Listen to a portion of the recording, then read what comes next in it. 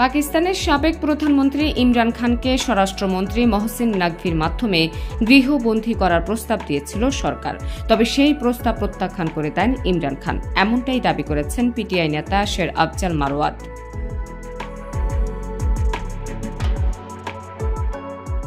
মারওয়াত দাবি করেছেন, স্বরাষ্ট্রমন্ত্রী মহসিন নাকভিও গত বছরের 22 ডিসেম্বর ইমরান খানকে মুক্তি দেওয়ার পরামর্শ দেন, কিন্তু এটিও খারিজ করা হয়।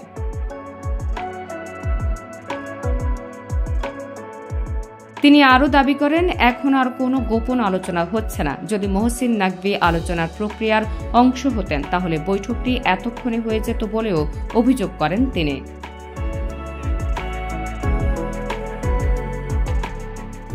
পিটিআই এর দাবি, ইমরান খানের সঙ্গে বৈঠকের জন্য পিটিআই আলোচনা কমিটিকে সুবিধা দেওয়া হচ্ছে না, কারণ কর্তৃপক্ষ চায় না যে প্রক্রিয়া চলাকালীন ইমরান খানও কোনো বিবৃতি দেন।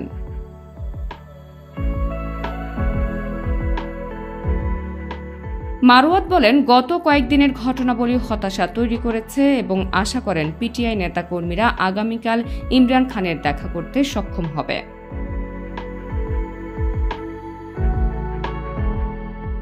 পিটিআইয়ের এই নেতা আরও দাবি করেন, সরকার ইমরান খানের সঙ্গে আলোচনা কমিটির বৈঠকের আয়োজন করতে ব্যর্থ হয়েছে। সরকার আগ্রহী হলে আলোচনা কমিটি এরই মধ্যে ইমরানের সঙ্গে দেখা করত। এভাবে চলতে থাকলে আলোচনায় বসা কঠিন হবে বলেও মন্তব্য করেন তিনি।